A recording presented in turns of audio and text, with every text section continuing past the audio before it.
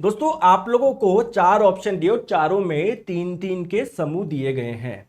आप लोगों से पूछा गया है कौन सा डोबेराइनर का त्रिक बनाता है। दोस्तों ये त्रिक क्या है, ट्रायड क्या है। देखो डोबेराइनर साहब के द्वारा तीन तीन एलिमेंट का एक ग्रुप बनाया गया जिसे नाम दिया गया ट्रायड।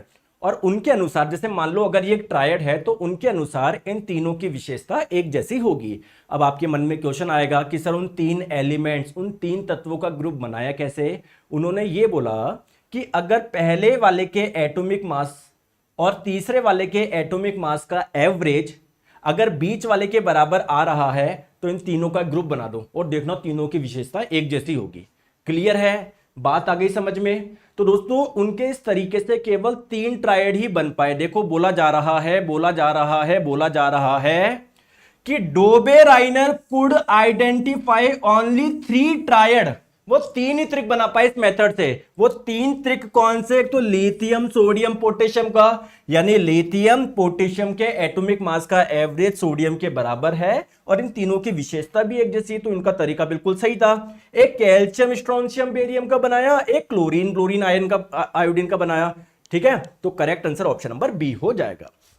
दोस्तों मुझे एक चीज बताओ, क्या नाइट्रोजन फॉस्फोरस और आर्सेनिक, क्या इन तीनों की कैरेक्टरिस्टिक एक जैसी होती है क्या?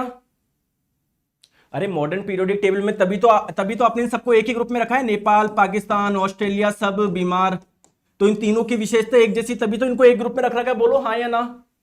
तो देखो नाइट्रोजन का एटॉमिक मास होता है 14, आर्सेनिक का होता है 74.9। इन दोनों का एवरेज लो, देखो कितना आ रहा है, कितना आ रहा है, ये 45 के आसपास आ रहा है, जबकि फॉस्फोरस का कितना है 31 है। तो इनका ये मेथड सही है ही नहीं। डोबेराइनर साहब के अनुसार अगर पहले और तीसरे का एटॉमिक मास का एवरेज अगर दूसरे के बराबर नहीं आ रहा है तो ये तीनों ट्रायड नहीं बनाएंगे।